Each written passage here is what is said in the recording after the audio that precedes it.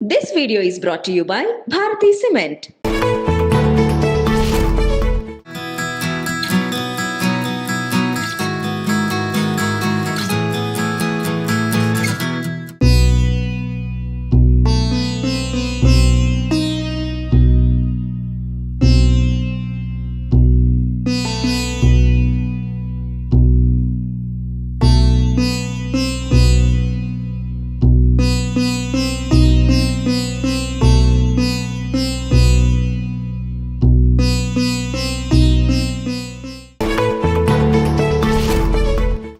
నమస్కారం. మనతో పాటు కోట సత్యజానంద శాస్త్రి గారు ఉన్నారు. కోట సత్యజానంద శాస్త్రి గారు అంటే హరికథకు పర్యాయ పదం. ఆదిభట్ట నారాయణ దాస్ గారి తర్వాత మళ్ళీ హరికథను జనబాహుల్యంలోకి తీసుకెళ్లి హరికథకు పర్యాయ పదంగా మారి హరికథ చక్రవర్తిగా ఉన్న కోట సత్యజానంద శాస్త్రి గారికి ఇటీవలే భారత ప్రభుత్వం పద్మశ్రీ పురస్కారాన్ని ఇచ్చింది. ఇది భారతదేశంలో ముఖ్యంగా తెలుగునాట హరికథకు వచ్చిన మొట్టమొదటి పద్మశ్రీగా మనం భావించాలి.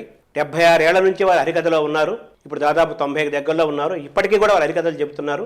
వారి హరికథ జీవన ప్రస్థానము, వారి గురువులు, వారి నేపథ్యము, హరికథ యొక్క ప్రత్యేకత, విశేషాలు ఇవన్నీ వారిని అడిగి తెలుసుకుందాము. నమస్కారం కోట సత్యనారాయణ శాస్త్రి గారు. నమస్కారం.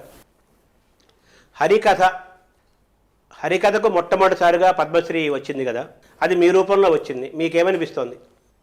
చాలా సంతోషంగా ఉంది ఇప్పుడు వచ్చినందుకు. ఇప్పటిదాకా రానందుకు చాలా బాధగా ఉండేది. ఇప్పుడు చాలా సంతోషంగా ఉంది. ఇప్పటికైనా ఈ పని చేసినందుకు చాలా ఆనందంగా ఉంది. ఏనాడో చేయాల్సింది, ఏనాడో ఈ ఉపాధికి రావాల్సింది, రాలేదు. దీనికి ఆద్యుడు నారద మహర్షుల వారు. ఆయనకి శిక్షణ ఇచ్చిన వాళ్ళు మాత సరస్వతి మాత, బ్రహ్మదేవుడు. ఆయన యజ్ఞయాగాదుల్లోకి వెళ్ళి హవిస్సులు ఇవ్వడం అది అయిన తర్వాత ఒక కార్యక్రమంలో అక్కడ ఉన్నటువంటి ఋత్విజులందరికీ, మహానుభావులందరికీ భగవన్నామం చేసి వినిపించేవారు. అది కావాలని పెట్టుకునేవారు. కారణం ఏంటంటే అందరికీ మంత్రాలు రావు, అందరికీ సరైన ఆచారం తెలియదు. సర్వులు తరించడానికి సులభమైన, గొప్పదైన, అరుదైన, విశేషమైనది ఒక్క భగవన్నామం మాత్రమే. నారద మహర్షి వాడు చేసేవారు ఆ పని. అందరూ వినేవాళ్ళు, ఆనందించేవాళ్ళు. అంచేత దీనికి ఆద్యుడు ఆయన. ఆయన కూడా పక్క వాయిద్యాలు పెట్టుకోవడం కష్టమైంది అన్నట్టుగా ఆయన దగ్గర వీణ ఉండేది కాబట్టి ఆ వీణలోనే ఆయనకు కావాల్సిన ఎఫెక్ట్ వచ్చేదాకా ఆ వీణలలో సంగీతం పలికించేవారు. తద్వారా ఆయన చెప్పదలుచుకున్న విషయం అందరి హృదయాల్లోకి వెళ్ళిపోయేది. ఆ విధంగా వాళ్ళు ఆనందించేవాళ్ళు. దీనికి ఆయన నారద మహర్షుల వారు. ఆయన మొట్టమొదటి గురువు.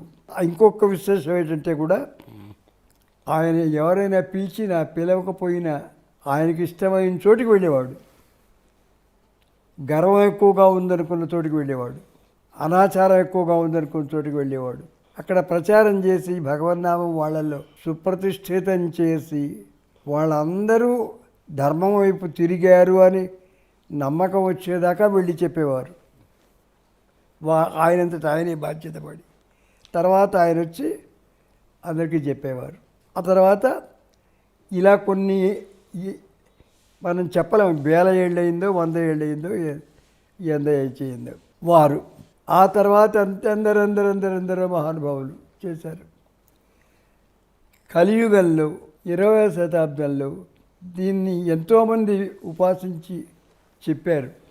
గుర్తింపు వచ్చింది శ్రీమద్ ఆదిభట్ట నారాయణదాసు గారికి. నారాయణదాసు గారు లాంటి పండితుడు వ్యక్తి అప్పటికి ఇప్పటికీ ఎవడూ లేడు.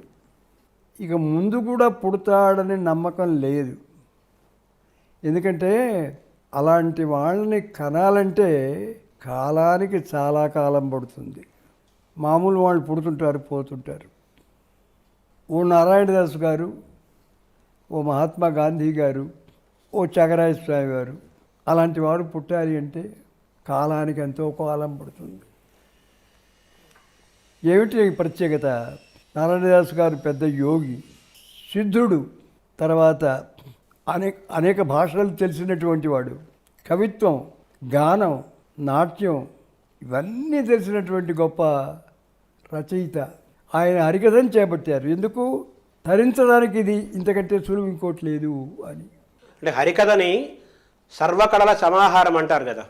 పట్టి హరికథ అనే రూపానికి ఇది ఏమిటి, ఇదేంటి అంటే చెప్పడానికి సమాధానం లేకుండా చేశారు. అంటే అన్ని కళలు దీంట్లో ఉన్నాయి. సర్వకళల సమాహారం హరికథాగానం అని అధునాతనంలో శ్రీనారాయణ రెడ్డి, దేవులపల్లి కృష్ణశాస్త్రి గారు మొదలైనటువంటి వాళ్ళందరూ కూడా అంగీకరించి ఒప్పుకోని ఆనందించి ఉన్నటువంటి వారు. తర్వాత జాతి, మత, వయస్సు ఏ తేడా లేకుండా సర్వజనులకి ఎప్పటికి ఏది ఎంత అవసరమో అది చెప్పినటువంటి వారు నారాయణదాస్ గారు. పరిశోధకులు చాలామందికి 2-3 తెలియచ్చు, కానీ అన్ని సంగతులు ఎవరికీ తెలియవు. పంచముఖి తాళమని వేసేవారు ఆయన. వేయడం కాదు, అలవక దాంట్లో పాడేవారు. మేము చూడలేదు ఆయన్ని. ఏమండి, ఎన్నో విశేషాలు దాంట్లో మానవులకు సాధ్యం కానివి ఆయన చేశారు. ఏమండి, దాన్ని పంచముఖీశ్వర తాళహాని ఆయన చేస్తే ఆయన చేస్తున్నది ఎంతవరకు గొప్పదనం అని తెలుసుకోవడానికి 5 కావాలి. ఆ 5 గొప్పవాళ్ళు కావాలి. 2 కాళ్ళతో 2 తాళాలు, 2 చేతులతో 2 తాళాలు, తలకాయతో ఒక తాళం, 5 వేసేవారు ఏకకాలంలో. దాంట్లో పాడేవారు. ఇవాళ ఎవరినైనా ఒకడు ఉంటే 1 నిమిషం 2 నిమిషాలు పాడితే ఇంకొక నిమిషం పాడినంటే మా వాళ్ళు కాదంటారు. ఎందుకు? పోతావో ఉంటావో తెలియదు, అంత కష్టం అని. కావున దాంట్లో అలవోకగా నారాయణదాస్ గారు సంచారం చేసేవారట మహానుభావులు. పెద్ద విద్వాంసులు చెబుతారు. అంచేత ఆయన మహాయోగి, హరికథకుడు. అన్ని ఉండి ఆయన హరికథను ఎన్నుకున్నారు జీవితానికి. ఎందుకు? భుక్తి ముక్తి ప్రదాయకం. హరికథకుడికి భగవన్నామం చేయడం తప్పితే ఇంకేం అక్కర్లేదంటే ఊరికే విశేషంగా చెబుతున్నాను, అన్నీ ఉండాల్సిందే. మామూలుగా హరికథని చెప్తూ ఆయన అలవోకంగా శంభో అనేవారు. దేవలోకం వినిపించేది. ఇంద్రుడు, వశిష్ఠుడు, గౌతముడు, జమదగ్ని వీళ్ళంతా కూర్చొని ఎక్కడి నుంచి కేక అని అనుకునేవారు. ఓహో, మన వీడు నారాయణదాస్ గారిదే అనుకునేవారట. అలాంటి స్థితిలో ఉండేది మహానుభావుడు. ఆయన బాగా 80 ఏళ్ళు వచ్చేదాకా బ్రతికి. ఇంకో విశేషం కూడా గుర్తొస్తుంది.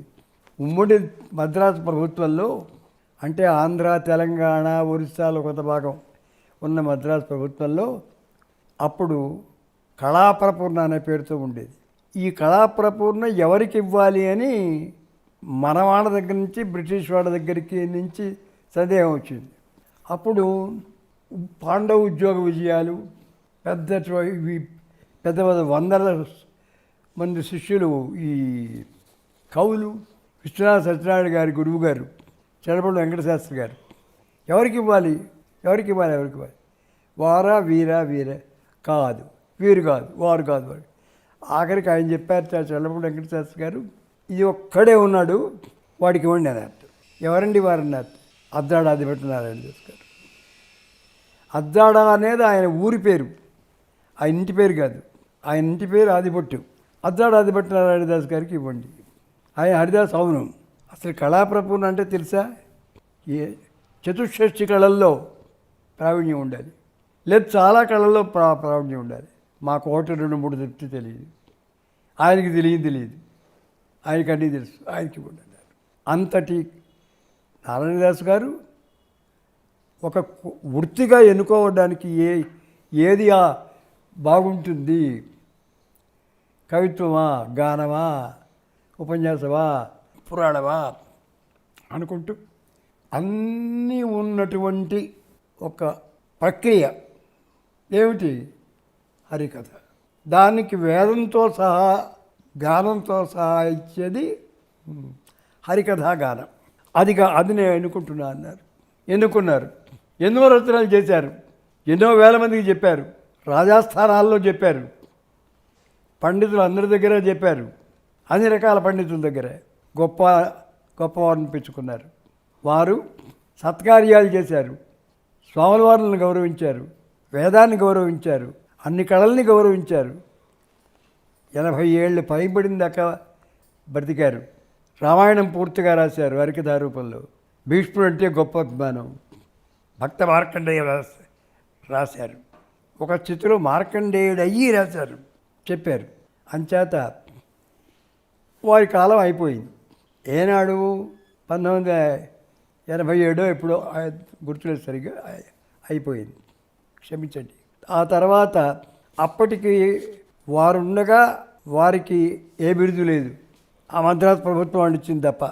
తర్వాత ఎన్నో ఉన్నాయి ప్రైవేటివ్. ఆ తర్వాత నారాయణదాస్ గారి టైంలో కూడా చాలామంది కొంతమంది హరికథ విద్వాంసులు ఉన్నారు. అందరికీ నారాయణదాసే ఆదర్శం, దాస్ గారి ఆదర్శం. ఆయన 1947 సుమారుగా కాలం చేశారు. అప్పటికి మేము చిన్న పిల్లలం. ఆయన్ని చూసే యోగ్యత మాకు కలగలే, తెలుసుకునే విషయం కలగలే. తర్వాత మేము చెబుతున్నాం, అప్పుడప్పుడు చెబుతున్నాం. ఆయన కథ విన్నవాళ్ళు బతికున్నారు, నా కథ వినేవారు. నన్ను అడిగేవారు, మీరు వారి శిష్యులా అనేవారు. మేము చూడలేదు సరిగాను. మరి ఏమిటి, ఆయనలాగా ఆడుతున్నారు, పాడుతున్నారు, ఆయనలాగా డ్యాన్స్ చేస్తున్నారు, ఆయనలాగా మాట్లాడుతున్నారు, నాకు తెలియదు. ఆయన అనుగ్రహం కారణం కావచ్చు, వేదమాత హరికథామాత అనుగ్రహం కావచ్చు అనేవారు. ఎంతమందో చెప్పారు, వేల వేల వేల మంది చెప్పారు. భగవంతుడికి దగ్గరగా తీసుకెళ్ళగలిగారు. మైసూరు రాజా గారి ఆస్థానంలో పట్టపుటేరుకు పోయింది. ఆయన పండితులందరినీ పిలిచి, అన్ని రాష్ట్రాల వాళ్ళు ఉన్నారు, మీరు ఎవరైనా గజేంద్ర మోక్షం చెబుతారా అన్నారు. చాలామంది చూసి మేము ఇప్పుడు సరిగ్గా చెప్పలేమన్నారు. రంగావచల సుబ్బయ్య గారిని మన ఆంధ్రుడు, ఆయన నేను చెబుతాను, మీ అందరి సెలవైతే వీడు చెబుతాడు అన్నట్టు. చెప్పండి, అంతకంటే సంతోషం లేదు. 8 గంటలు చెప్పారు. ఇంకా చెప్పాల్సింది చాలా ఉంది, ఇప్పటికి ఇంతకంటే చెప్పలేదు అన్నట్టు. కావున ఆ విధంగా ఎంతమందో కృషి చేశారు. రంగావచల సుబ్బయ్య గారిని మహానుభావుడు, వేలాది జనానికి చెప్పేవారట, మేము చూడలేదు. అందరికీ అందుబాటులో ఉండేట్టు చెప్పేవారట. అంటే ఒక చిన్న ఉదాహరణ చెప్తాను. సీతమ్మవారు అందట రాముల వారితోటి, వాడు ఎంతకాలం నుంచో ఏడుస్తున్నాడు, అలా చూస్తారు వింటారని కానీ ఏం చేయరేమిటి ఆ రామదాసు, వాడు ఆ గోపన్న రామదాసు అంటే, నాకు తెలుసు ఇంకా కొంచెం కాలం ఉంది, అందుకనే ఇలా ఉన్నాను, నాకు తెలుసు అనేవాడు.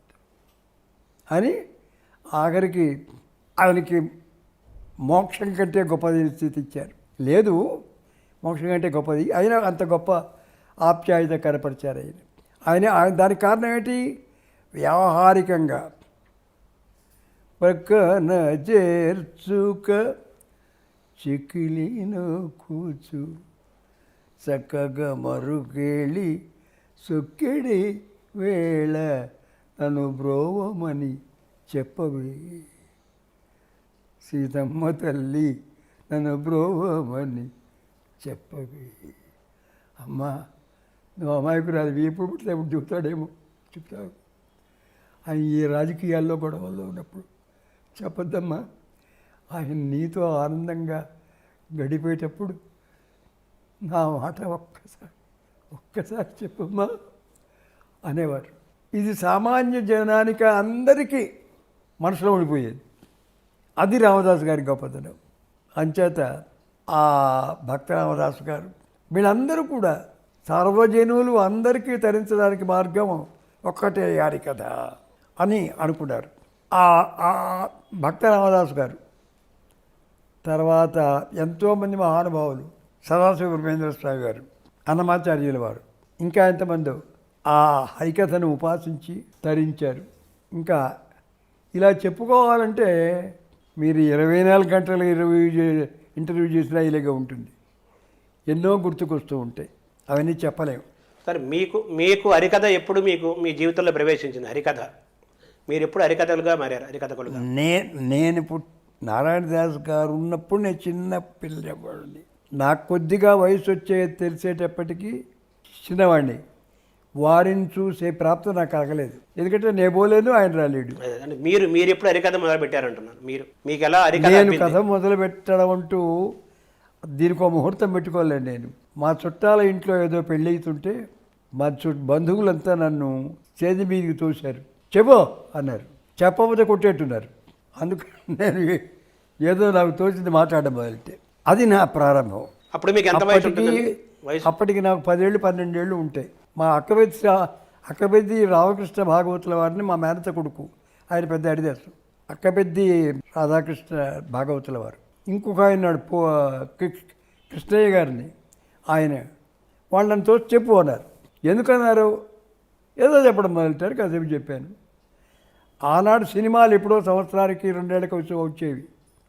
అవి చూసి నాకు గుర్తు ఉండి దాంట్లో ఉండి ఏవో పాటలు పాడి ఏదో కాసేపు చెప్పాను. అలా ప్రారంభమైంది. తర్వాత కొంతకాలం అయిన తర్వాత వేదం నేర్చుకున్నాను. విజయవాడలో, బ్రాహ్మణ కోడూరులో, అద్దంకిలో. మా స్వగ్రామం అద్దంకి, మా పెద్దలది. నేను గుంటూరు వచ్చి 56 ఏళ్ళు అయింది. అక్కడికి మామూలుగా అలా చెప్పడం మొదలెట్టాను. తర్వాత తణుకు వెళ్ళాను. గాయకరత్న బ్రహ్మశ్రీ ముసునూరు సూర్యనారాయణమూర్తి వారిని భాగవతుల వారు అంటే వారు హరికథకులు, టీచరు, మంచి సాహిత్యం సంగీతంతో వచ్చేవారు. ఆయన పాడితే ఆనాడు గాయక లోకం అంతా తలూపేవాళ్ళు. మా అందరికంటే బాగా పాడుతున్నామని సంతోషించేవారు. వారి పాదాలు పట్టుకున్నారు. ఒక 6 నెలలు ఉన్నా వారి దగ్గర. ఆయన బిజీ, నాకేం చెప్పగలరు, ఎంత చెబుతారు? మధుకరం ఎత్తుకోవడం, మా అమ్మగారు పెట్టింది తింటాం, ఉంటాం. వీలైతే వారి పాదసేవ చేయడం. ఇది వారి దగ్గర కొన్నాళ్ళు నేర్చుకున్నా. అయితే వినేవాడిని వారు పాడుతున్నప్పుడు. అలా పాడినటువంటి వారు అప్పటికీ ఇప్పటికీ లేరు. ఇది సంగీత విద్వాంసుల అభిప్రాయం. ఆ విధంగా నేర్చుకొని తర్వాత మా నాయనగారు పోయారు. మాది పెద్ద కుటుంబం, ఆధారం లేదు. ఎప్పుడెప్పుడైనా వచ్చే సినిమా చూసేవాడిని. అది హాల్లో కాదు, బయట ఉండి వినేవాళ్ళం. విని ఆ జ్ఞానంతో అక్కడక్కడ మాట్లాడుకుంటూ, అడుక్కుంటూ, చెప్తూ, కాపురం 7 కాపురం అది 10 చాకి తీసుకొస్తూ తింటూ ఉండేది. కొన్నాళ్ళు అయిన తర్వాత 8th స్టాండర్డ్ పరీక్ష పాస్ చేయించారు మా బావగారు. దానివల్ల హై గ్రేడ్ పాస్ అయ్యారు. 2 ఏళ్ళు అడల్ట్ ట్రైనింగ్ కర్నూలులో అదైనాను. 1 సంవత్సరం 4 నెలలు ఉద్యోగం చేశా టీచర్గా. తర్వాత నా ఉద్యోగం వాళ్ళకి, వాళ్ళ ఉద్యోగం నాకు పడలే, ఊరుకున్నా. తర్వాత హరికథలే వృత్తి, హరికథలే జీవితం. మా నాన్నగారు పోయిన తర్వాత ఈ భారం నా మీద పడిన తర్వాత అందరినీ ఎవరికి ఎంత చేయగలిగా అంత చేయగలుగుతూ చేస్తూ 3 ఏళ్ళు తెనాల్లో ఉన్నా. నాకు 60 రూపాయలు జీతం వచ్చేది. 47 రూపాయలు ఒకటింది, 13 రూపాయలు ఒకటింది. రాత్రిపూట వడ్డీ 12 రూపాయలు, ఇది 45 రూపాయలు అట్ట వచ్చేది. అది వచ్చింది ముందనే నాకు పెళ్లి చేశారు, పిల్లలు ఇచ్చారు, చేసుకున్నాను. ఆ తర్వాత హరికథలు చెబుతూ 2 రూపాయలు పుచ్చుకొని చెప్పాను, 5 రూపాయలు పుచ్చుకొని చెప్పాను. అందరినీ పోషించుకుంటూ తెనాలి వెళ్ళాను. అక్కడేదో కాస్త ప్రోత్సాహం లభించింది. 3 ఏళ్ళు ఉన్నాను. అక్కడికి విజయనగరం వెళ్ళాను, ఇంకా కొంచెం ప్రోత్సాహం లభించింది. అక్కడ 7 ఏళ్ళు ఉన్నాను. తర్వాత గుంటూరు వచ్చాను, 56 ఏళ్ళు అయింది. ఇక్కడే ఉంటున్నాను. పిల్లలు ఉన్నారు, హరికథ ఉంది, పెళ్ళిళ్ళు ఈ లోపల జరిగేవి, అవి జరుగుతున్నాయి. తర్వాత మా అమ్మగారు పోయింది. ఆ తర్వాత నా భార్య పోయింది. 30 ఏళ్ళు ఇప్పటికీ. నేను ఒకటి చెబుతుంటా, నారాయణదాస్ గారికి నాకు పోలిక దేంటో లేదు, కానీ నాకు తెలిసినంతవరకు ఒక దాంట్లో మాత్రం నేను ఆయన ఒకటే అంట. ఏమిటి? ఆయన పెళ్ళాం పోయిన తర్వాత 30 ఏళ్ళు ఉన్నాడు, మా పెళ్ళాం పోయింది, నేను 30 ఏళ్ళు ఉన్నాను. సరే అయిపోయింది. తర్వాత పిల్లల్ని పైకి తీసుకురావడం, ఏదో జాగ్రత్తగా వాళ్ళ జాతక ప్రకారం వాళ్ళు పెద్దవాళ్ళు కావడం, వాళ్ళకి పెళ్ళిళ్ళు కావడం, వాళ్ళకి పిల్లలు పుట్టడం, తర్వాత ఇప్పుడు ఇదే నడుపుతున్నాను 88 సంవత్సరాలు దాటినాయి.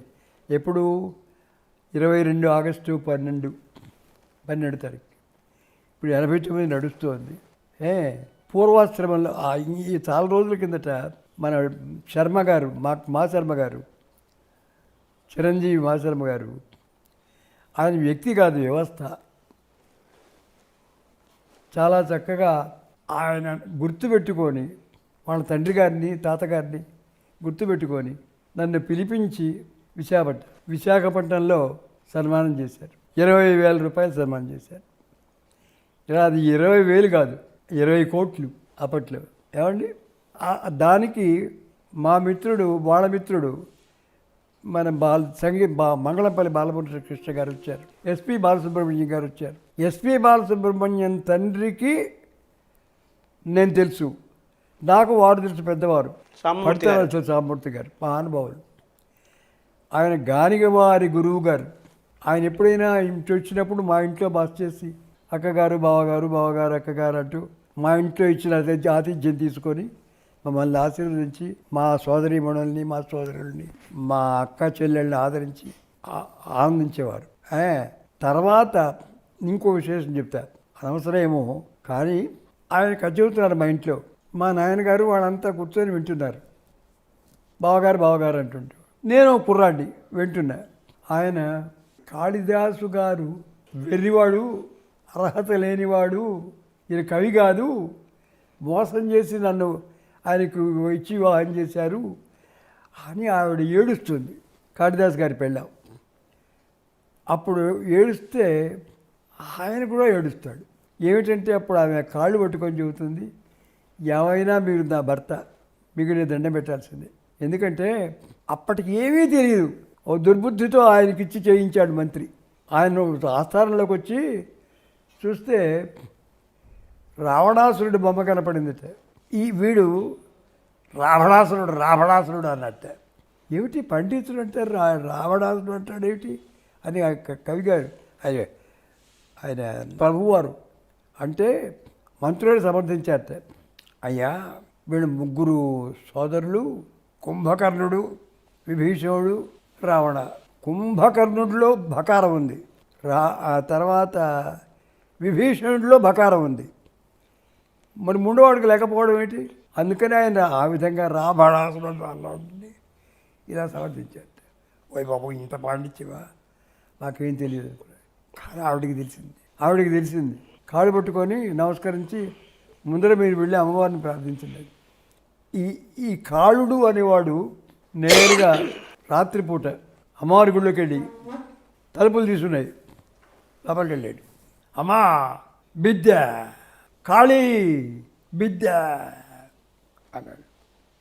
విద్య అంత రాక బిజ్జే అన్నాడు, బెంగాలీ వాళ్ళలాగా. కాళీ బిద్య అన్నాడు.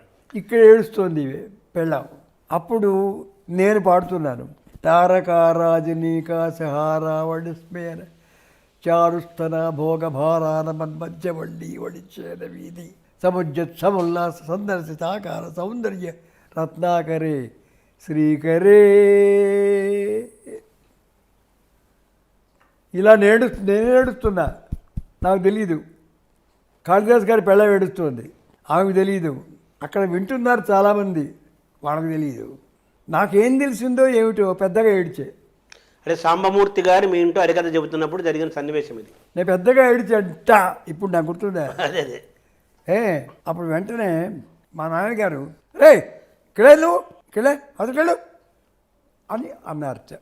అంటే అప్పుడు సాంబమూర్తి గారు, బావా వాడిని ఏమనొద్దు, వాడే వింటున్నాడు బాగా, మీ అందరు గారు, కాబట్టి మీరు పోండి వాడిని ఉండి. ఇదని ఎస్పి బాలసుబ్రహ్మణ్యం చెప్పాను. అవును. ఆ తర్వాత నేను కాస్త ఎక్కువగా చెబుతూ వారు చేసే త్యాగరాజ ఉత్సవానికి నన్ను పిలిపించారు. నెల్లూరు అక్కడ కూడా వెళ్ళి వారికి కూడా వినిపిస్తే ప్రతి వాళ్ళు పొగుడుతుంటే ఆయన అనేవారు, వాడిని ఎక్కువ పొగడకండి, అంతగా చాలు అనేవారు. చెడిపోతాన్ని. అంచేత ఆ విధంగా కథలు చెబుతూ 40 రోజులు అంటే 40 రోజులు చెప్పేవాడిని. ఒక్కరోజు కూడా ఖాళీగా లేకుండా. ఈ దేశాల్లో చెప్తున్నాను, తర్వాత విదేశాలకు వెళ్ళాను. మారిషస్లో చెప్పాను, లండన్లో చెప్పాను, ప్రెస్టన్లో చెప్పాను, ఇంకా ఎన్నో ఉన్నాయి, అవి నాకు గుర్తులేవు. అవన్నీ చెప్పాను. తర్వాత నాకు షష్టి పూర్తయింది, ఎవరు ఏం చేయలేదు. ఎవ్వరికీ హరికథ ఫీల్డ్లో, ఈ హరికథ రంగంలో పద్మశ్రీ బిరుదు లేదు, ఏ బిరుదు లేదు. ఇన్నాళ్ళకి ఎవరిచ్చారో తెలియదు, దీని ఛానల్ ఏమిటో తెలియదు, వ్యక్తులు తెలియదు. నాకు పద్మశ్రీ వచ్చిందన్నారు. జనవరి 24 దాకా నాకు తెలియదు. 24 దగ్గర ముందు నుంచి కలెక్టర్ ఆఫీస్ నుంచి కొంతమంది, ఎంఆర్ఓ ఆఫీస్ దగ్గర నుంచి కొంతమంది, పోలీస్ డిపార్ట్మెంట్ నుంచి కొంతమంది అడుగుతున్నారు తప్పితే ఈ చెప్పరు, నాకు తెలియదు.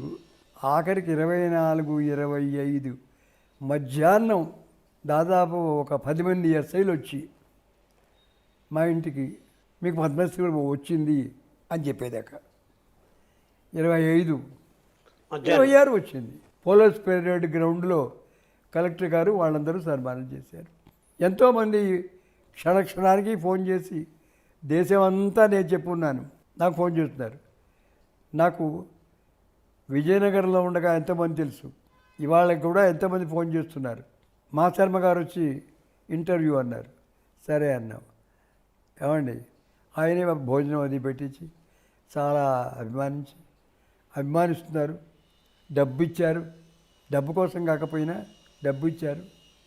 తర్వాత ఎంతోమంది చేస్తున్నారు, చాలా సంతోషంగా ఉంది. ఎందుకు సంతోషం అంటే ఇప్పటికి హరికథకి బిరుదు వచ్చినందుకు, ఇంకా సంతోషం నాకు వచ్చినందుకు. నాకు వచ్చిన దానికంటే కూడా మా హరికథకు వచ్చింది ఇన్నాళ్ళకి. తర్వాత సాంబమూర్తి గారు హరికథ విని మీరు ఏడ్చి అరిచారో అదే సాంబమూర్తి గారి పేరు మీద నెల్లూరులో ఎస్పి బాలసుబ్రహ్మణ్యం గారు మీకు ఆయన పురస్కారం ఇచ్చి మీరు సత్కరించారు. నెల్లూరులో ఎస్పి బాలసుబ్రహ్మణ్యం గారు నాకు సన్మానం చేశారు. మా శర్మ గారే ఉన్నారు. అప్పుడు ముప్పవరపు వెంకయ్య నాయుడు గారు, కమల్ హాసను, కె విశ్వనాథు, ఇంకా చాలామందికి పండితరాజు శర్మ గారి సాంబమూర్తి గారి పత్ని ఆవి ఉన్నారు. విగ్రహం ఆవిష్కరణ చేశారు ఆ రోజు. సాంబమూర్తి గారి విగ్రహం కూడా ఆవిష్కరణ చేశారు. ఆవిడ పేరు తెలుసా మీకు? సాంబమూర్తి గారి భార్య పేరు తెలుసా? ఆవిడ పేరు తెలియదు నాకు. బాలుగారు వీళ్ళంతా ఉన్నారు. వాళ్ళందరి సమక్షంలో నాకు సన్మానించారు. తర్వాత హరికథ చెప్పారు ఆ రోజు. అప్పుడు నేను హరికథ చెప్పానంటే వారు చెప్తున్నారు, సరే సంతోషం. ఇప్పుడు ఆ తర్వాత బాలసుబ్రహ్మణ్యం గారు వాళ్ళ నాయనగారి విగ్రహం పెట్టారు. అప్పుడు నన్ను పిలిపించారు. అదే సందర్భం, ఆ సందర్భమే అది కూడా. ముందు లేదు, నేను ఆ రోజు వచ్చాను. పొద్దున పూట ఏమో స్కూల్ మధ్యాహ్నం నేను ఉన్నాను. సాయంత్రం కూడా జరిగిన తర్వాత సత్కారం అనమాట. టౌన్ హాల్లో చెప్పాను అదే ఆ రోజు. తర్వాత ఆ విగ్రహాన్ని తీసుకున్నప్పుడు అందరి చేత నాకు బహుమతి ఇప్పించారు. చెప్తున్నాను, చేస్తున్నాను, ఉన్నాను. ఇది తర్వాత ఘంటసాల మంగళంపల్లి బాలమురళీకృష్ణ వాళ్ళతో అనుభవాలు. మంగళంపల్లి బాలమురళీకృష్ణ గారు నా ఫ్యాను. తమ్ముడు అని నన్ను ఎంతో ఆప్యాయంగా ఆనందంగా ఉంచుకునేవారు. ఆయన నా కథ విని, అంటే రెండు మూడు సార్లు విని, మీరు మద్రాసు రావాలి, వచ్చి తీరాలి అని పట్టుబట్టి తీసుకొని వెళ్ళి వారం రోజులు వాళ్ళ ఇంట్లో అట్టబెట్టుకొని నాకు సన్మానం చేసి, ఏమండి నాకు ఓ సెంటు బాటిల్ ఇచ్చారు, ఇది నాకు అమెరికాలో ఇచ్చారు, మీకు ఇస్తున్నాను అన్నాడు. సరే మంచిదని చెప్పాను. అని ఆయన నాకు అన్నగారులాగా చాలా ఆప్యాయతగా ఉండేవారు బాలమురళీకృష్ణ గారు. తర్వాత ఘంటసాల వెంకటేశ్వరరావు గారు అభిమాన గాయకుడు. ఆయన అంటే మాకు అందరూ ఇష్టం. మేము ఓ సినిమా నా గురువు, డ్రామా నా గురువు, కవిత్వం నా గురువు, అన్ని రంగాల్లో వాళ్ళు నా గురువులే. మేము ఘంటసాల గారి పాటలని ఎక్కువ పాడేవాడిని సినిమా చూడకుండా. అంటే మీ హరికథల్లో కూడా ఘంటసాల గారి పాటలు పద్యాలు మీరు చూపించేవాళ్ళు కదా. సినిమా చూడడానికి నాకు శక్తి లేదు అప్పుడు. అదే పక్క నుండి విని పాడేవాళ్ళం. అలాంటి ఘంటసాల గారు నాకు అమెరికా వెళ్ళొచ్చిన తర్వాత సంవత్సరంలో ప్రోగ్రాం పెట్టాలన్నారు గుంటూరులో. గుంటూరు వచ్చినప్పుడు ఎందుకు ఆ షడ్డకుడు గుంటూరులో పనిచేస్తాడు శివాలయంలో కొత్తపేటలో. ఆయన నా దగ్గరికి వచ్చి మా వాడు ఘంటసాల నీ కథ కావాలంటున్నాడు, నువ్వు చెప్పాలి, చెబుతావా లేదా, చెప్పి తీరాలి. ఎక్కడ? ఏలూరులో. ఎక్కడ? శివాలయం దగ్గర. ఆయన పూజారి దానికి. వాడు వస్తాడు, వాళ్ళ గురువుగారు వస్తారు, మేనమామలు వస్తారు, వాడు ఆవిడ వస్తుంది, అందరు వస్తారు, నువ్వు రావాలి. మావాడు చెప్పాడు కరుణశ్రీ రావాలి, తమ్ముడు కూడా మాధవరావు శర్మ గారు రావాలి. నువ్వు వస్తానంటే వస్తానన్నాడు, లేకపోతే లేదన్నాడు. నువ్వు వస్తావా లేదా? నేను కోర్టు ఆర్డర్ లాగా నేను చాలా బాగా సంతోషపడి ఆయన దగ్గరగా చూడొచ్చు కదా నేను వస్తే. అంటే నేను రాకుండా ఎందుకుంటాను, తప్పకుండా అవన్నీ పనులు వస్తాను అని వెళ్ళా. ఏలూరు వెళ్ళారు, ఘంటసాల గారు హరికథ చెప్పారు అక్కడ. ఏలూరు వెళ్ళారు. ఎంత కావలించుకొని చాలా సంతోషపడ్డాడు. ఇక భోజనాలు చేస్తూ ఉన్నారు. అదేగా మాకు. సరే భోజనాలు మొదలెట్టాం. ఆహా, అమెరికాలో భోంచేస్తున్నట్టుగా ఉంది. నేను అమెరికాలో భోంచేస్తున్నప్పుడు చక్కెర పొగలు చేసి పెట్టారు, తేనెతో కలిపి పెట్టారు.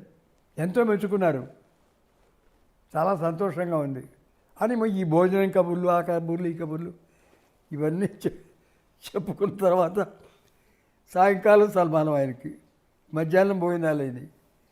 కాసేపు పడుకున్న తర్వాత పడుకున్నాం. ఒకరొచ్చి చంద్రకళ డాన్స్ పెడుతున్నా, మీరు రావాలన్నారు. సినిమా యాక్టర్ చంద్రకళ, ఆయన్ని ఘంటసాల గారిని. అదే ఘంటసాల గారు రమ్మన్నారు. Cinema actor Chandrakala. అదే ఘంటసాల గారు అన్నారు, నేను రాను అన్నారు. అదేంటండి అన్నారు. నేను ఇక్కడ కోట సత్యశాస్త్రి కథ పెట్టుకొని చంద్రకళ డాన్స్కి వస్తానా? నేను వినాలి, రాను, ఎంతసేపు రాను. వాళ్ళు పిలిచి వెళ్ళిపోయారు పాపం. కథ మొదలైంది ఇది సన్మానం. ఈ ఘంటసాల గారి పాటలు పాడతాం, అది పాడతాం, ఇది పాడతాం అని చాలామంది 2 గంటలు ఆయన తిన్నారు. తినేశారు ఆయన. సావిత్రమ్మ గారు కూర్చొని అంటే ఆయన భార్య చూస్తూ ఉంది. భార్య ఆయన మేనమంగళులు ఉన్నారు, వాళ్ళంతా ఉన్నారు, అందరు ఉన్నారు, షడ్డకులు ఉన్నారు, అందరు ఉన్నారు. ఆయన జంజాలి బాబాయ్ శాస్త్రి గారు ఉన్నారు, ఆయన పద్యాలు పాడారు. మాధవరావు శర్మ గారు ఉన్నారు, ఉపన్యాసం మాటలు చెప్పారు. ఇంకోరు ఉన్నారు, అందరూ సరే. ఇదంతా అయ్యేటప్పటికీ ఘంటసాల గారు అభిమాన గాయకులు ఉన్నారు, వాళ్ళు పాడలేరు.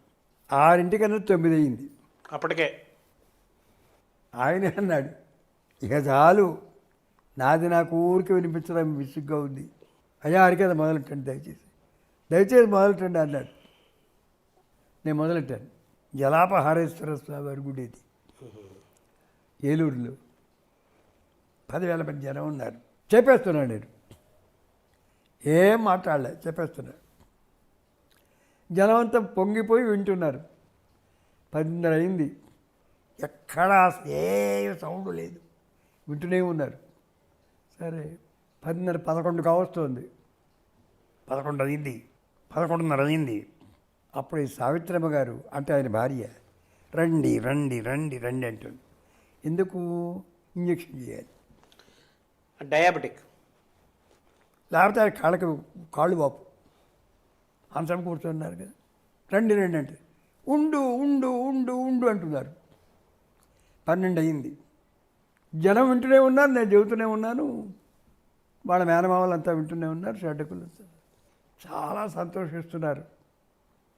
నేను ఒక రాగం పాడుతూ ఉంటే తాకాయిపుతున్నాడు, కుర్చీ మించి లేస్తున్నాడు, కూర్చుంటున్నాడు.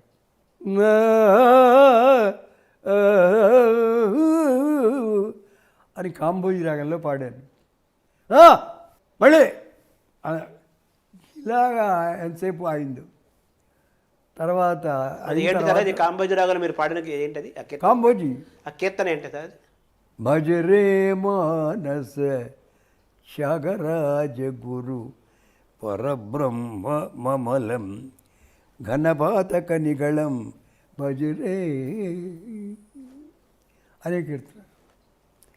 సరే ఘంటసాల గారు చాలా సంతోషించి అది పాట అయిపోయిన తర్వాత ఇంకోసారి పాడు అన్నారు. మళ్ళీ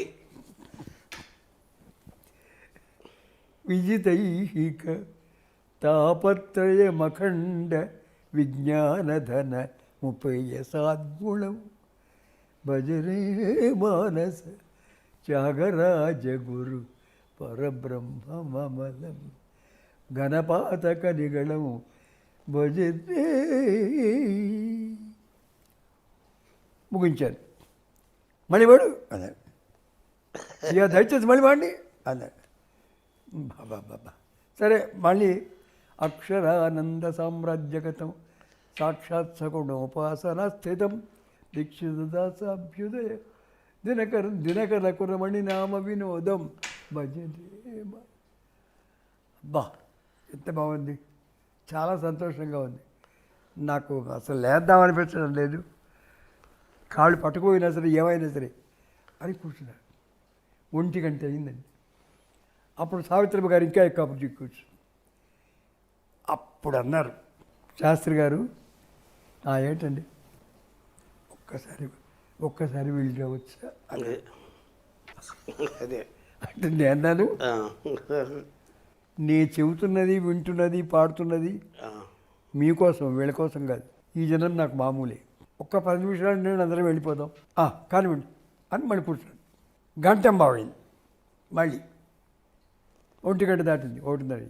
అప్పుడు ముగించేశాను నేను. అంటే మీరు అందులోకి హరికథ దీంట్లోకి వెళ్తే మీకు కూడా సమయం తెలీదు. మీకు తెలియకుండా అలా వెళ్ళిపోతుంది. ఏదో ఏదో ఏదో ఏదో గుర్తొస్తుంటుంది, ఏదో చెబుతుంటాం. ఏదో అక్కడ ప్రాప్తం ఉన్న వాళ్ళకి ఏది ప్రాప్తం ఉంటే అది వస్తూనే ఉంటుంది. అదే తర్వాత మీరు హరికథలు స్వయంగా చెప్పడమే కాకుండా హరికథ త్రయం, వాగ్గేయ త్రయం లాగా హరికథ త్రయం పేరున మీరు ఎవ్రీ ఇయర్ కూడా కొంతమందికి పురస్కారాలు ఇవ్వడం, వాళ్ళ ఉత్సవాలు చేయడం చేస్తారు కదా. ఆ హరికథ త్రయం ఎవరెవరు, మీరు ఎందుకు అలా చేస్తున్నారు, దాని ప్రేరణ ఏంటి? అక్కడ అయిపోయింది. తర్వాత ఘంటసాల వెంకటేశ్వరరావు గారు ఆయన లేచి హరికథ చచ్చిపోలేదని నేను అనుకుంటున్నా. ఆయన మాటలు నా మాటలు. హరికథ చచ్చిపోలేదు. శాస్త్రి గారు చాలా అద్భుతమైనటువంటి కథాగానం చేశారు. నాకు చాలా ఆనందంగా ఉంది. చెప్పలేను, వ్యక్తం చేయలేను.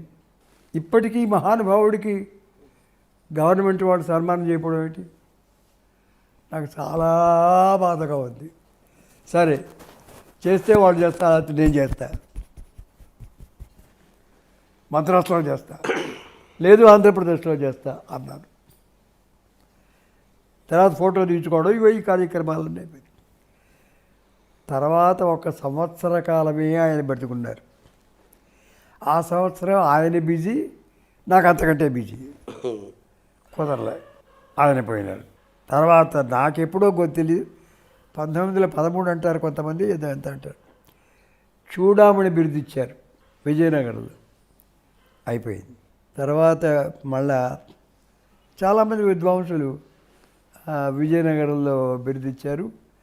చాలామంది విన్నారు, చాలామంది అయిన తర్వాత ఇవన్నీ అయిపోయినాయి, చాలా అయిపోయింది. నాకు అనిపించింది మనం ఏదో ఎవరో రాసిన కదా చెబుతున్నాం, అది లేకపోతే ఏం చెబుతాము. 4 రోజులు చెప్పింది చెప్పకుండా మరి 3 గంటలు 4 గంటల సేపు లక్షలాది కోట్లాది జనానికి చెబుతున్నాం అన్నప్పుడు వాళ్ళకు ఉత్సవాలు చేయాలి అనిపించింది. మొట్టమొదటి వాడు నారాయణదాస్ గారికి దాని తిరుగులేదు. హరికథ పితామహుడు అని ఆయన అంటున్నారు. అదే ప్రపితామహుడు ఎవరో చెప్పనండి. ఇంకెవరుంటారు? ఇంకా అదే నారదుడు. అంతే, ఎవరు లేరు. అదే అది ఈ ముగ్గురికి చెప్తున్నారు కదా నారాయణదాస్ గారు చెప్తున్నారు. అంచేత ఆయన కథ నా కథ విన్న వాళ్ళు అడుగుతారు నన్ను, మీరు వారి శిష్యులా అంటారు. ఎందుకు అడుగుతున్నారు? అలా చేతులు తిప్పుతున్నారే, అలా అంటున్నారే, అలా పడుతున్నారే. అంచేత కేవలం వారి దయ తప్పితే నేను శిష్యుడు కాదు, వారిని చూసే భాగ్యం కూడా కలిగలేదు. అప్పుడు అంచేత హరికథకి నారాయణదాస్ గారు టైంలో ఉన్నవాళ్ళు ఉన్నారు, వాళ్ళకి గుర్తింపు రాలే. అది శిష్యులు ఉన్నారు, వాళ్ళకి గుర్తింపు రాలే. ఏమండి, బాలబ్రహ్మాన్ దాస్ కానీ ఎరకయ్య దాస్ గారిని ఎవరెవరో ఉండేవాళ్ళట మాకు తెలియదు. ఆ తర్వాత కాలంలో పెద్దింటి సూర్యనారాయణ దీక్షిత్ దాస్ గారు చాలా రాశారు, వేల కీర్తనలు రాశారు. గొప్ప రచయిత వ్యాసుడు అంటే ఆయన రచనలు చాలా చెప్పాం. వారికి రాలేదు ఈ బిరుదు. తర్వాత పరివి సుబ్రహ్మణ్య భాగవతుల వారు కేవలం వ్యాసుడికి అనుకరణ, ఇంకో మాటలేదు. వ్యాసుడు ఎంత రాస్తే ఈయన ఎంత రాశాడు. నా ఉద్దేశంలో చెప్పాల్సి వస్తే ఇంకొకరు 10 పద్యాలు రాసే చోట పరివి సుబ్రహ్మణ్య భాగవతుల వారు ఒక్క గీత పద్యంలో రాశారు. భగవద్గీత ఎంతో రాశారు, మిగతా వాళ్ళంతా ఎన్నో అధ్యాయాలు. పరివి సుబ్రహ్మణ్య భాగవతుల వారు ఒక్క పద్యం ఒక్క కంద పద్యంలో రాశారు. ఏమిటి? భగవద్గీతలో ఆఖరికి పరమాత్మ చెబుతారు, అర్జున ఎటుల భావించ అటుదోచు ఇజ్జగంబు, ఎటుల భావింప అటుదోచు ఇజ్జగంబు, ఆత్మ తప్ప మరే వస్తువైనా లేదు, ఆత్మ తప్ప మరే వస్తువైన లేదు. కలుగు జ్ఞానము తనంత అజ్ఞానమట్లు. పుస్తకాలు రాసుకోండి మీరు, ఏదైనా ఒక్కో దాని గురించి. మూలం అది. కలుగు జ్ఞానము తనంత అజ్ఞానమట్లు, శాశ్వతమ్మకు ఆత్మకు సహజమిద్ది. చిన్న కంద పద్యంలో చెప్పారు మొత్తం. కాబట్టి ఆదిభట్ట నారాయణ దాసు, పెద్దింటి సూర్యనారాయణ గారు, తర్వాత పరివి వారు, ఈ ముగ్గురిది కలిపి మీరు హరికథ త్రయం. వారికి ఉత్సవాలు చేయాలని నా మనసులో గట్టిగా కోరిక ఏర్పడింది. నేనే చేశా అని చెప్పాలి, తప్పదు కాబట్టి. అవును. ముఖ్యంగా ముందర పరివి సుబ్రహ్మణ్య భాగవతుల వారు చేశా. ఎందుకు? 5 ఏళ్ల పిల్లల దగ్గర నుంచి 80 ఏళ్ల వృద్ధుల వరకు ఆయన కథలు చెప్పుకున్నారు, బతుకుతున్నారు, నేను బతుకుతున్నా. అందుకని ఆయన ఉత్సవాలు చేశారు. ఆయన ఉత్సవాలు ఒక 15-16 ఏళ్ళు, దాదాపు 20 ఏళ్ళు చేసిన తర్వాత అప్పుడు కొంచెం స్తోమత ఏర్పడి, కొంచెం తెలిసి వీళ్ళ ఉత్సవాలు కూడా కలిపి మొదలెట్టారు. నారాయణ దాస్ గారు, దీక్షదాస్ గారు, ముగ్గురు. పెద్దింటి వారిది కూడా. ఎందుకంటే అయా నమ్మండి, బాధగా ఉంటుంది. పరివి సుబ్రహ్మణ్యం గారు భాగవతుల వారు, ఆయన పోయేటప్పటికి శవదహన సంస్కారానికి డబ్బులు లేవు. ఆయన బతుకంతా హరిదాసులకే ఉపయోగించారు. ఎన్నాళ్ళు బతికితే అన్నాళ్ళు. దీక్షదాస్ గారు కూడా అంతే, పూజారిగా ఉండేవారు ఒక గుళ్ళు, ఆయన అంతే. అలాగే నారాయణదాస్ గారు పోతే ఎవరు మోయడానికి వెళ్ళలేదు. ఎందుకు? స్మాల్ పాక్స్తో పోయారు ఆయన. అప్పుడు చప్పలు సూర్యనారాయణ గారిని వారు వెళ్ళి ఆ కార్యక్రమం పూర్తి చేశారు. మసూచిక ఏదో అంటారు దాన్ని. వాళ్ళ హరికథ త్రిమూర్తులు మాకు ఇంకెవరికి చూడలేదు. అలా వాళ్ళ ముగ్గురిని దృష్టిలో పెట్టుకొని ప్రతి సంవత్సరం ఓపికన్నా లేకపోయినా వారి ఉత్సవాలు చేస్తున్నా. సార్, మీ హరికథ ఫక్కి ఎవరి మోడలు మీరు నిర్మించుకున్నారా? ఈ రూపం ఎలాగా? మీరు ఈ హరికథ నిర్మాణంలో ఉండే ఈ రూపం ఎవరిది అంటున్నాను? నేను అన్ని ప్రాంతాల్లో చేశా ఈ ఉత్సవాలు 27 ఏళ్ల బట్టి. హైదరాబాదు, కడప, బందరు, గుంటూరు, విజయవాడ, ఇలా అనేక చోట్ల చేస్తున్నాను. ఈ చేశాను అని చెప్పడం అహంకారం కాదు, ఇది ఒక రకమైనటువంటి తెలియజేయడం కోసం చెప్పే మాట. అది ప్రతి 70 ఏళ్ళు దాటితే హరిదాసుకి సన్మానం చేశాం, ప్రతి వాళ్ళకి చేశాను. నా చేత సన్మానం పొందని హరిదాసు దేశంలో లేడు, హరిదాసురాలు దేశంలో లేదు. చేస్తున్నాను. తర్వాత ఇదే మీరు మీ హరికథ పక్కి ఉంటుంది కదా, మీ హరికథకి ఒక బాణి మీరు ఎలా తీసుకొచ్చారు? ఎక్కడి నుంచి తెచ్చారు? నా వరకు నన్ను చెప్పంటే, నాకు ఆదిభట్ట నారాయణదాసు గారు స్ఫూర్తి, ఆయన ఒక్కడే. తర్వాత దీక్షితదాసు గారు, పరివి సుబ్రహ్మణ్య భాగవతుల వారు రచనాపూర్వకంగా గురువులు. ఆ తర్వాత నేను చూడలేదు, నాకు కుదరలేదు. ఆ తర్వాత వాళ్ళల్లో ఒకడిని. ఆనాడు సినిమా నా గురువు, నాటకం నా గురువు, కవిత్వం నా గురువు, అందరూ నా దేశం నా గురువు. గొప్ప మాట మాట్లాడారు. దేశం మొత్తం ఎవరు ఏ కళలో ఉన్నా సరే అంతా కూడా భగవత్ స్వరూపమే. దాంట్లో ఉన్నది ఏమిటి, గొప్పతనం ఏమిటి అని అలా పరిశీలించే స్వభావం నాకు అబ్బింది దేవుడి దయ వల్ల. ఒక్కొక్క చోట ఒక్కొక్క విశేషం తెలిసేది. ఇవన్నీ చెబుతుంటే నేను చెప్తున్నా అనుకునేవాళ్ళు. నాకు వాటి వల్ల తెలిసిందని అంటే ఎవరికి తెలియదు. నాకు దేశం మొత్తం వల్ల తెలిసింది. ఈ లోకమే మీ గురువు అని చెప్పారు. అక్కడి నుంచి తెలుసుకున్నారు, పరిశీలించుకున్నారు. అక్కడి నుంచి ఒక్కొక్కటి తెలియబడుతున్నది. అట్టి స్థితిలో తెనాలి వెళ్ళాను. సుప్రసిద్ధ అనుమోదపాసకులు, మహానుభావులు, వేదాంత వైద్యులు, గొప్ప సిద్ధాంతులు, మానవ రూపంలో ఉన్న ఆంజనేయ స్వామి గారు, భాగవత అన్నపూర్ణయ్య గారు, సిద్ధాంతి గారు, వారి పాదాలు పట్టుకునే భాగ్యం కలిగింది. అప్పటి నుంచి ఉపాసనాపరంగా కొంత పైకి వెళ్తూ చాలామందికి చెప్పిస్తూ ఇప్పటికీ ఎన్ని వేల ప్రదర్శనలు చెప్పాను అంటే గుర్తులేదు సరిగా, 25,000 ఉండొచ్చు ఈజీగా ఉన్నాయి. అండి ఒక్కొక్క 30 రోజులు 40 రోజులు అసలు ఇల్లు వాకిలి తెలియకుండా ఉండేది. ఇక్కడ ప్రయాణం కూడా చాలా కష్టంగా ఉండేది. ఈ సదుపాయాలు కూడా లేవు. అయినా ఎన్నో ప్రమాదాలు తప్పించుకొని, మృత్యు ఉండకుండా ఇలా ఉన్నాను. ఇప్పుడు 88 ఏళ్ళు, 89 నడుస్తోంది. చాలా చెబుతున్నాను. ఒకప్పుడు నన్ను అందరూ విమర్శించారు. నువ్వు హరికథలు చెడగొడుతున్నావు అన్నారు. హరికథలో సినిమా పాట ఏమిటన్నారు. కృష్ణాముకుంద మురారి అంటే సినిమా పాట అనేవాడిని నేను. నీకేం తెలుసు? పెద్ద పెద్ద రచయితలు దీంట్లో లేరా? ఎంతో రాయడం లేదా? వాళ్ళ పద్యాలు పాడుతున్నాను, వాళ్ళ పాటలు పాడుతున్నాను. ఘంటసాల గారు, బాలసుబ్రహ్మణ్యం గారు, వగైరా, ఎంఎస్ రామారావు గారు, మాధవ సత్యం, వీళ్ళందరూ నా అభిమానులు. నేను పాడుతున్నాను. వివాహ భోజనంబు వింతైన వంటకంబు విజయాలవారి విందు ఓహో నాక ముందు. ఇది నేను పాడుతున్నాను. నువ్వు పాడకపోతే నోరు మూసుకో అని నేను పాడాను. జనం విపరీతంగా వచ్చేవాళ్ళు నా కథకి. ఇవన్నీ వింటారు. ఆఖరిలో కథ అంతా చెప్పిన తర్వాత వేలు జనం రోజు 30 రోజులు వరుసగా చెబితే రోజుకు వేలు పెరిగిపోవడం. రైల్వే ప్లాట్ఫారానికి కూడా అటు ఇటు జనం, పట్టాలకు అటు ఇటు జనం ఒకటే హార్లు కొట్టుకుంటూ వచ్చేవాళ్ళు. వాళ్ళు వింటూ వెళ్ళేవాళ్ళు గారు. లోపల జనం ఇచ్చుకునేవాళ్ళు. ఏమిటి అంతసేపు పక్క ఇక్కడ అంటే పెడతారు. ట్రాఫిక్ అయిపోయేది. ఒక్క నిమిషం అలాగా చెప్పాను. తర్వాత చేశాను.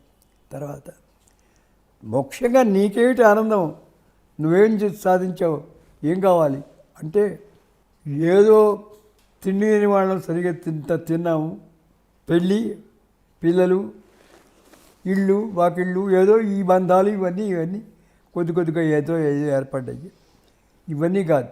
ఇప్పటిదాకా భగవన్నామం చేసామనే తృప్తి ఉంది, చేయించామనే తృప్తి ఉంది. తర్వాత ఎవ్వరూ చేయని పని నా చేత చేయించాడు స్వామి గారు. ఏం చేయించారు? శ్రీరామదూతం శిరసానమామి రామస్య దూతం మనసాస్మరామి అనేది కోట్ల సార్లు చేశాను. ఇక అంతమంది కాకుండా అందరూ, ఆడవాళ్ళు, మగవాళ్ళు, చిన్నవాళ్ళు, పెద్దవాళ్ళు ప్రత్యేకంగా చేయించుకొని వినేవారు, చేస్తుంటే వినేవారు. మీరు చేశారు, చేయించారు కూడా. ఏ కథలో కూడా అది చెప్పకుండా నా కథ ముగించలేదు, ఒక రేడియోలో తప్ప. ఇంకో విశేషం ఏంటంటే, రేడియోలో మామూలుగా కథ చెప్పేవాళ్ళు ఇంతకుముందు, అంటే నాకంటే ముందు నాకు తెలిసినంతవరకు. నేను అట్లా కాదు. రామాయణం చెప్పాను, భారతం చెప్పాను, భాగవతం చెప్పాను కావండి. ఇవి కాక సదాశివ బ్రహ్మేంద్ర స్వామి గారు చెప్పాను. అది పెట్టదా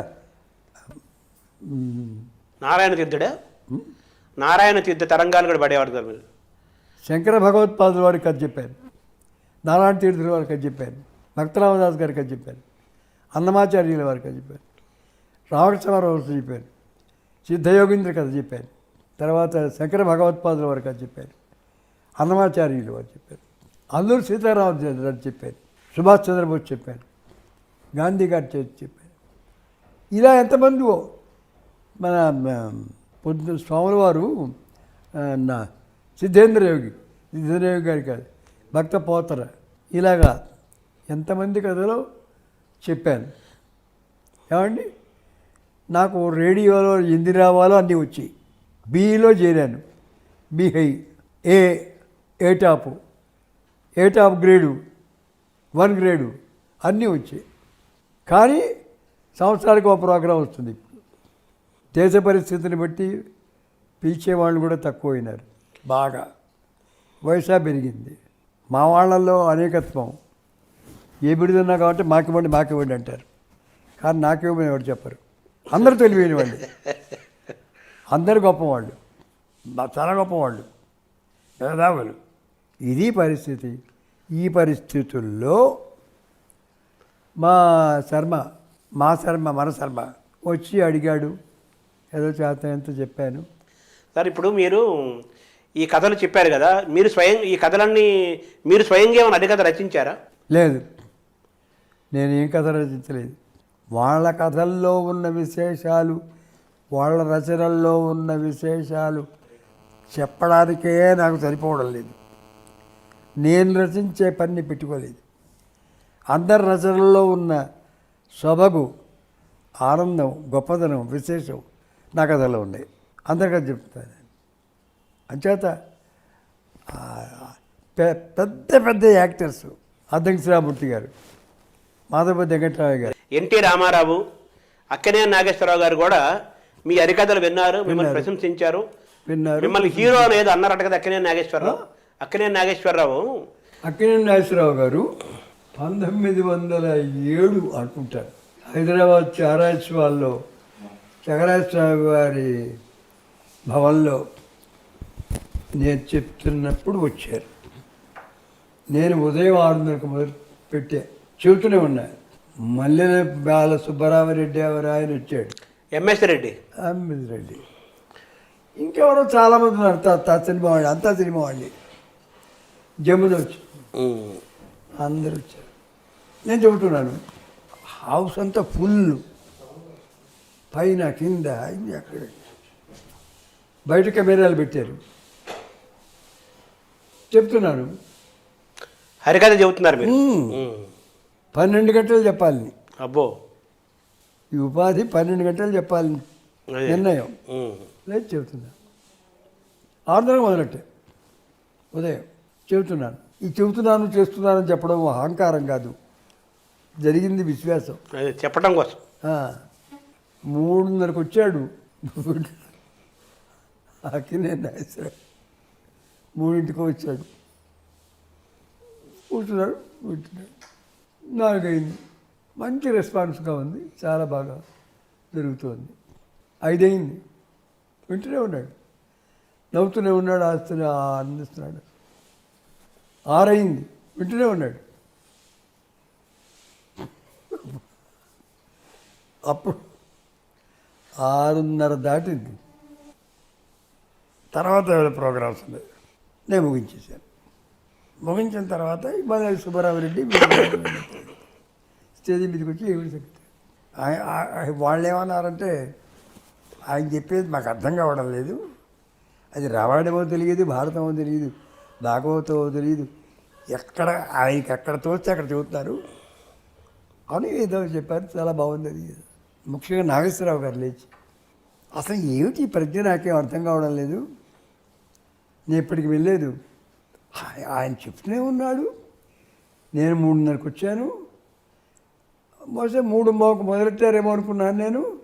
అప్పటికి ఆయన దాదాపు 10 గంటల దగ్గర నుంచి చెబుతున్నారు, ఇప్పుడు చెబుతూనే ఉన్నారు. ఇదేమిటి అసలు ఇది, నాకు ఎప్పుడు తెలియదే, నాకు అర్థమైంది, చెప్తున్నాను. అయ్యా హరిదాస్ గారు, రియల్ హీరో మీరు, నేను కాదు. మాకు మేకప్ మ్యాన్ ఉంటాడు, పాడినవాడు ఉంటాడు, రాసినవాడు ఉంటాడు, చెప్పేవాడు ఉంటాడు, డైరెక్టర్ ఉంటారు, సహా యాక్టర్లు ఉంటారు. మేము చెప్పేది డైలాగు, అది బాగుంటే ముంచుకుంటారు, లేకపోతే ఇంకోసారి చెప్పండి అంటారు. మరి నేను వింటున్న దగ్గర నుంచే చూస్తున్నాను. మీకు మేకప్ ఎవరు చేస్తున్నాడు, సెట్ ఉందా, పాండిత్యం ఉందా, ఎవరు రాశారా, ఎవరిని పాడుతున్నారా, ఎవరిని చెబుతున్నారా, అన్నీ మీరే. మరి ఈ జనం చూడబోతే ఇట్లా ఇంకా ఇంకా ఇంకా ఎక్కువ వింటున్నారు.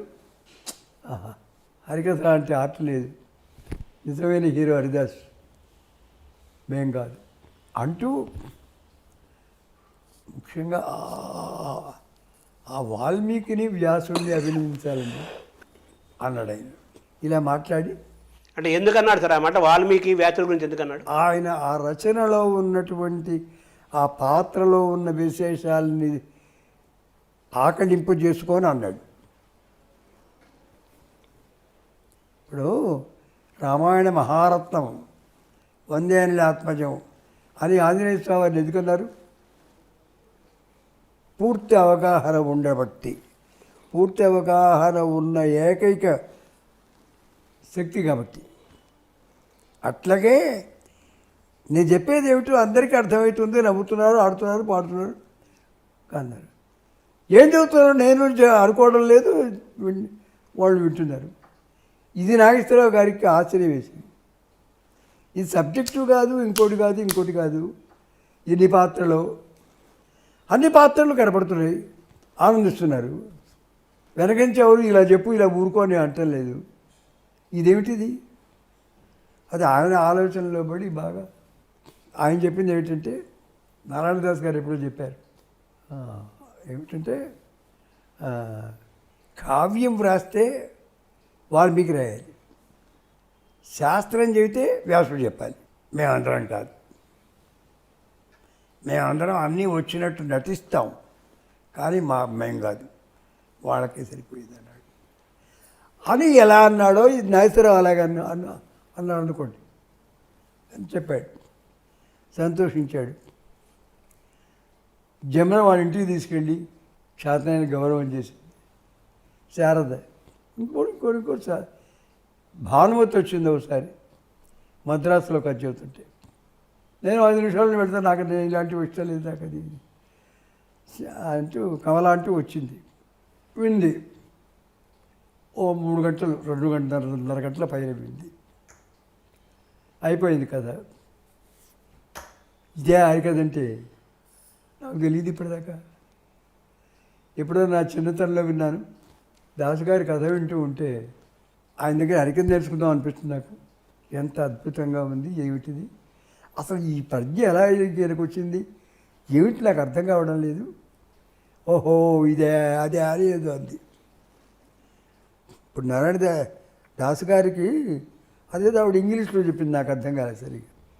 ఆవిడ అది ఉంది ఇది ఉంది అని దాసుగారికి ఏదో ఈ ఏదో చెప్పి ఇంగ్లీష్లో చెప్పింది, అవి నాకు సరిగ్గా అర్థం కాదు. ఆఖరి చెప్పింది ఏంటంటే, నాకేమాత్రం వీలున్నా ఆయన దగ్గర హరికథ నేర్చుకోవాలనిపిస్తుంది అంది. నారాయణదాస్ గారి దగ్గర నేర్చుకోలేకపోయాను, కనీసం మీ దగ్గర నేర్చుకొని నేను అది ఆ వెలితి తీర్చుకుంటానని నా ఉద్దేశంతో అన్నది భానుమతి గారు. ఇప్పుడు నాకు తెలియదు ఇలా ఉంటుందని హరికథ అంటే అని. భానుమతి, సావిత్రి, జమున, శారద సార్ తర్వాత ఈ హరికథ అనేది మిగతా ప్రాంతాల తెలుగునాటనే ఉందా ఏంటి, ఎలా చూడాలి హరికథ? అన్ని చోట్ల ఉన్నాయి, తక్కువ. మన రాష్ట్రంలో ఉన్నట్టుగా మిగతా రాష్ట్రాల్లో తక్కువ. ఇది ఎందుకంటే ఇది భాషకు సంబంధించింది కదా. సంస్కృతం ఒక్కటే అందరికీ అర్థమయ్యేది కానీ ఇంకే భాష కాదు కదా.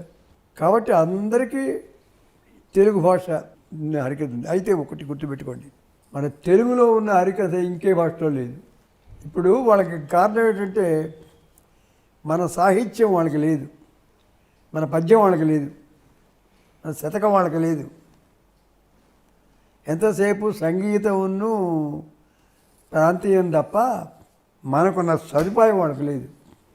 దేశ భాషలను తెలుగు లెస్స, సంస్కృతం ప్రపంచ భాషల్లో లెస్స, దేవమానవ భాష వల్ల లెస్స. సంస్కృతానికి ఉన్న ఆ సరళత్వం, ఆ సమ్మోహితత్వం, ఆ సులువు ఇంకే భాషలో లేదు. అంటే భారతదేశంలో మిగతా భాషల్లో కూడా హరికథలు చెప్పినప్పటికీ కూడా తెలుగులోనే హరికథలు ఇంత సక్సెస్ అవ్వడానికి కారణం ఏంటంటారు మీ ఉద్దేశంలో? ఇవన్నీ కారణమే. ఏవి? మనం పాట పాడతాం, పద్యం నిలబడి చెబుతాం, డ్యాన్స్ చేస్తాం, అన్ని సమస్యల్ని దీంట్లోకి చెప్పిస్తాం. పద్యం కూడా ఉంది కదా, పద్యం మెయిన్. పద్యం ఇంకో భాషలో పద్యం ఏది, శతకం ఏది, నాటకం ఏది అని కూర్చొని చెబుతారు, లేదని కూడా చెబుతారు. ఇన్ని బాణీలేవి మనకు బుర్ర కథ, హరికథ, ఎగ్గు కథ, ఇంకో కథ, ఇంకో కథ, ఇంకోటి దాదాపు 100 సంస్కృతులు మనకు హరికథలో ఉన్నాయి.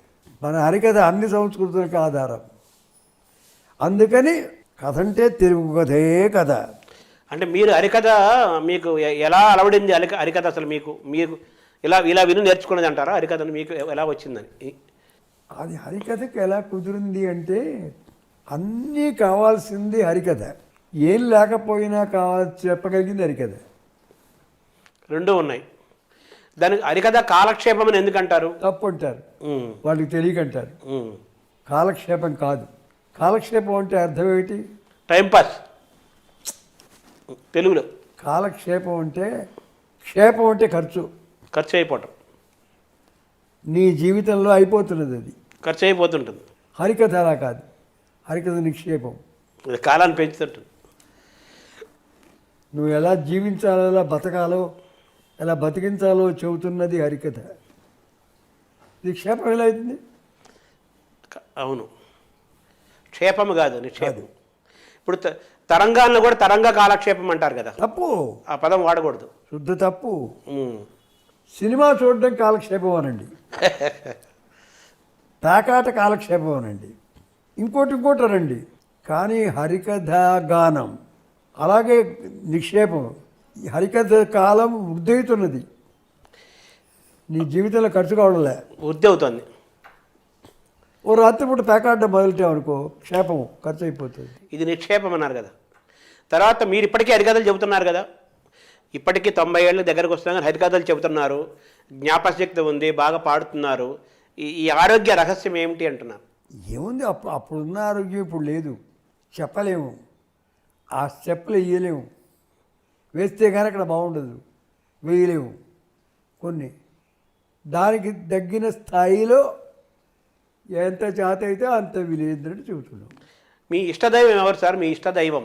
మా ఇలవేల్పు పరమేశ్వరుడు, ఈశ్వరుడు. మా నాయనగారు, మా తాతగారు, మా ముత్తాతగారు, వాళ్ళందరూ. ఇక మాకంటారు సర్వదేవ నమస్కార కేశవం ప్రతిగచ్చతి. మాకు దేవుడంతా దేవుడే, ఏ దేవుడైనా దేవుడే.